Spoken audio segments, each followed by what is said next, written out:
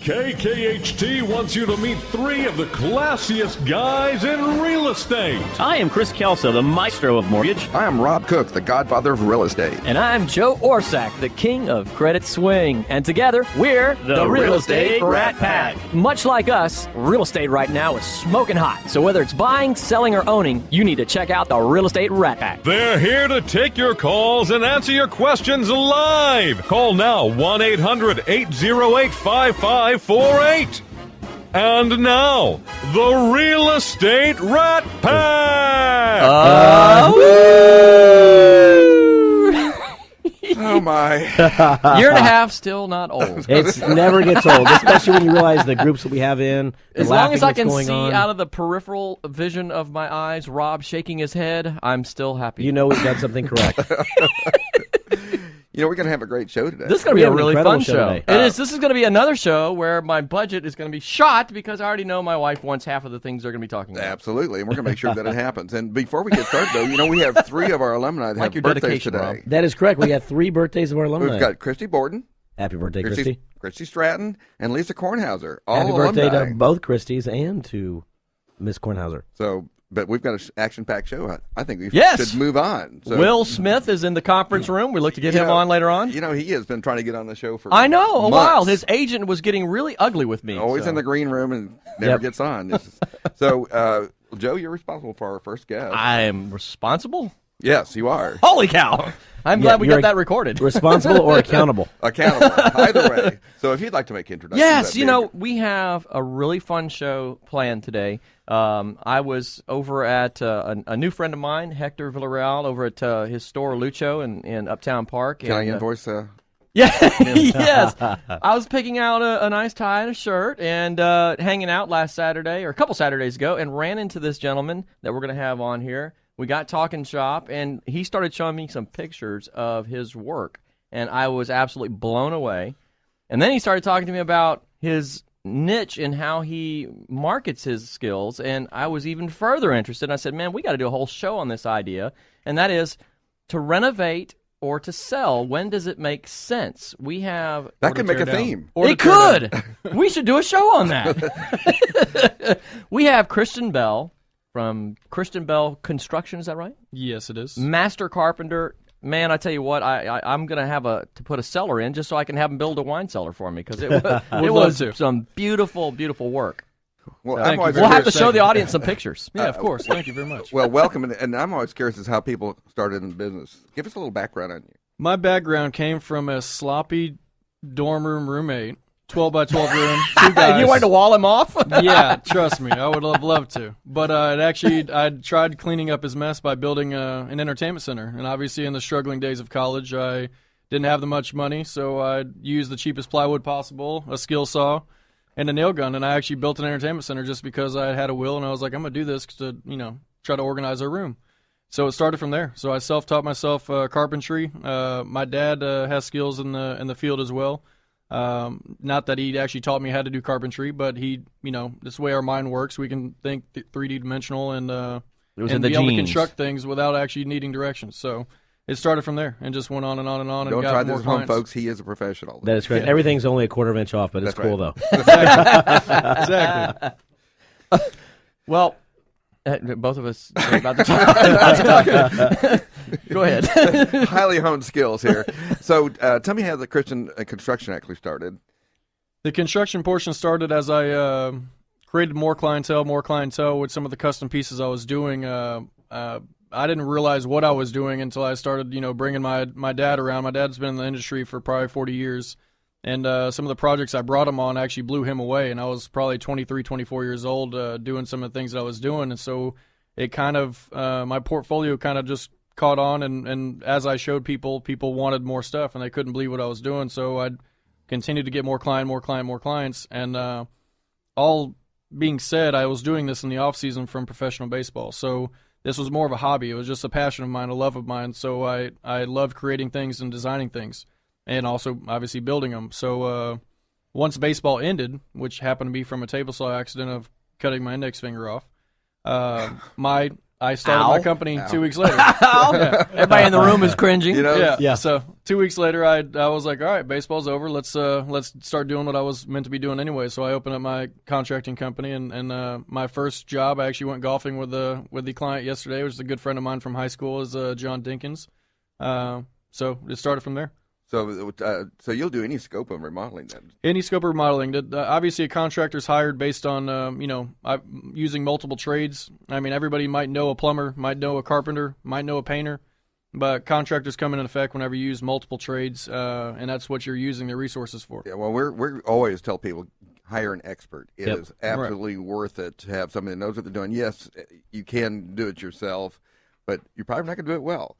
True. And it's not going to come out like you think it's going to come out. I've been in a lot of amazing remodeling projects, and I don't mean amazing as in they're great products. And there's often times they've had to come in, step in after somebody attempted to do it on their own and finish it up. The attempt, exactly. Yes. I've been brought in several times from homeowners firing their previous contractor or firing their labor force that they hired to create the project that they thought they were trying to create. I was a former custom home builder. I can tell you it is not simple. Nope. And working with trades, it could be really a big challenge. Yeah, you're organizing chaos. Or some sort of control over it. What's seeing as the largest points or the most important changes that people are making in their existing homes right now? Obviously, the big ticket items, which would be your kitchen, your master bathroom. A lot of people want to do updates. I end up coming in there, not necessarily being just a facelift contractor. We do all custom cabinetry on site. Any kind of custom build, any kind of rearranging of like, hey, this contractor said, we can't move this wall because it's load bearing. I was like, I'll move anything and everything with flush mounted beams, whatever you want to do, with opening your space up to create a modern floor plan. So I kind of go in there and wipe the slate clean whenever I start talking with the homeowners based on, I got what you got in the past and I got what you've been told no to, told yes to, or what you think you should be doing. But give me your ideas, give me your dreams, give me your aspirations of what you're really trying to do and what you really want to create with your house. So we start from there and just go forward. Well, one of the most difficult things is, of course, a lot of people don't like those old 8-foot ceilings, things like that, and raising that up. Right. Have you ever had that challenge where you've had to raise the ceilings? Yes, of course. And tell me what's involved with that. A lot of structural framing is involved with that. Depending on if you have attic space to accommodate that, you can do, kind of get in technical terms, you can do like fur downs wrapping around the edge of the house based on the slope of the roof. Or you actually see the slope of the roof whenever you raise the ceilings around the perimeter edges. But other than that, it's if you have attic space, you can do it. Based on having a second floor, we can rip off the whole top of your house and raise the ceilings. You've actually added a second floor. Add a whole second floor. Extreme I've renovations. seen some of that. I've seen some of that work. That was amazing. Yeah.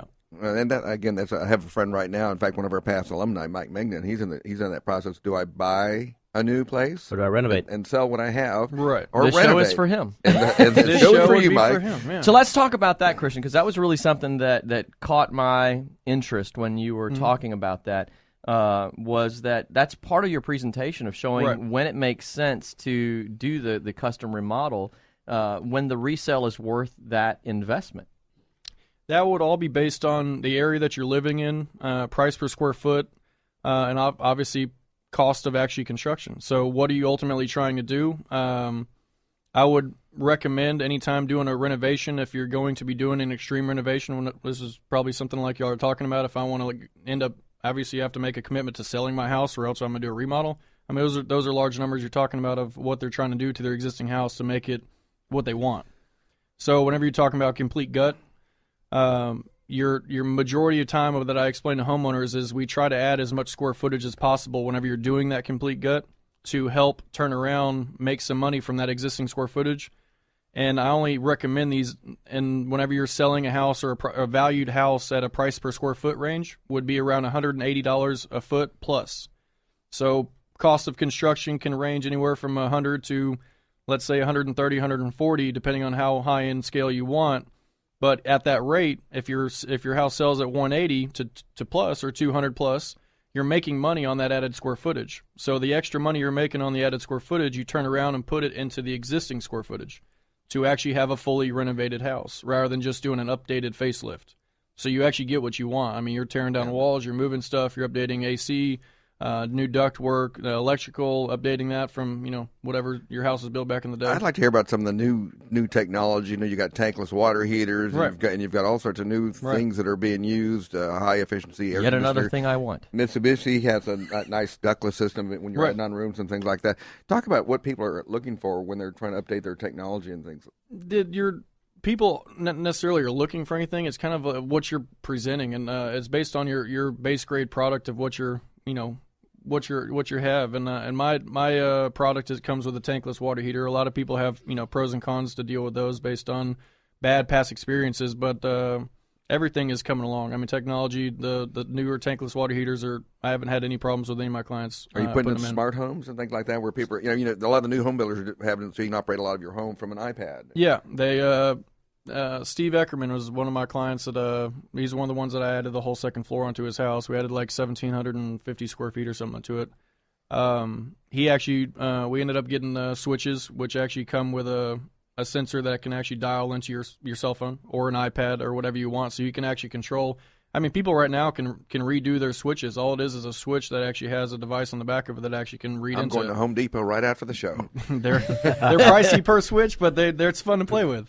You can control everything from your cell phone. It's great. Yeah, well, I've seen a lot of the new stuff, and we talk a lot about lifestyles. So I think people buy lifestyles when they buy a home, Right. And we're seeing a lot of outdoor type of things like kitchens and things like that, where you may not necessarily get your money back on it, but Sellability factor. A sellability factor and an enjoyment factor. Of course. I decided not to sell, so therefore I want to enjoy. I pay a lot of money for convenience, and So are you seeing a lot of? Are you building a lot of those? Outdoor kitchens, a lot.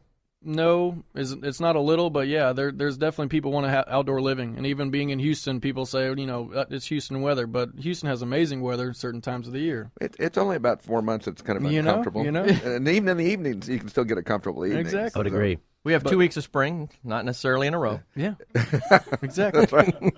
Indoor outdoor living is definitely huge, more so than what people would think. So yes. And the other thing, there's a lot of websites out there talk about, if you're staying within the confines of the square footage that you have and not adding anything, right, that you typically will get your money back on kitchen and baths. You're not going to get your full money back. You're going to get percentages back. So it depends on all the area that you're in, obviously, but an updated home in Memorial is going to be a lot different than the updated home out, in Cinco Ranch. Obviously, it's huge to deal with your real estate. Obviously, a real estate person would tell you that. But kitchens would give you a percentage back, but definitely not 100%. Something I we touched on earlier is, and we're down to almost 2 minutes before we hit the break here. So I wanted to make sure people know how to get a hold of you, but also what are the telltale signs of finding a good contractor? How does someone know they're working with a quality contractor? On a quick point, just to cover that briefly, would do your due diligence. I mean, the questions to ask whenever you're dealing with a contractor is, first off, ask them what their references are. Go see their products. I mean, you have to compare apples to apples. You're not going to, compare anything with what they're selling you. You have to go see it yourself. Actually, see, hey, what's this number compared to? So don't ever go down the sheet and actually look at the bottom dollar number. You want to go see what that number actually compares to, because somebody's number might be the same exact as somebody else's, but their quality might be a heck of a lot better, or a heck of a lot less, based on they give you more quality with the actual service that they give you. So definitely go see products and definitely ask references, and don't just call 1 or 2 references. Call like 6 of them, for the fact that everybody's going to have a bad client, for the fact that their personalities might not mesh, but yet look at the product and then compare with the clients and how the actual how happy they are with the product. Do you have a web presence where people can take a look at your? Yes, KristianBellConstruction.com. Anybody can go check on online and check out pictures, portfolios, see the bios of our amazing team that we have. Amazing people behind us and make the operation work. I've been on it the whole time we've been sitting here on the show so far. Part of your team is here. Yeah. Part of my team is here. Why don't you introduce my right hand person? We have to make sure she talks because she didn't want to. So Christina Robertson handles the whole back office area, and she basically handles a lot of the chaos. And there is a lot of chaos whenever you're dealing with a company of this size. So it's she definitely has her hands full, and she has to put up with me. So she's doing good. Say hi. So hi. I always say that I'm never mind what's going on behind the curtain. Don't focus on me. Don't focus on me. Yeah, that's what she's always like. And I was like, girl, you're gonna be out here. I was like, come make it happen. Christina, tell everybody how to get a hold of you guys, so that if for anybody that wants to get a quote or look at some of your work. Well, you can certainly go to the website, but you can also call. I'll give you Kristian's number. It's 713-385-0156. And my number at 832-294-3466. Very good, very good. And it's Kristian Bell Construction, Kristian. And you can also Bell find us on Construction. Facebook.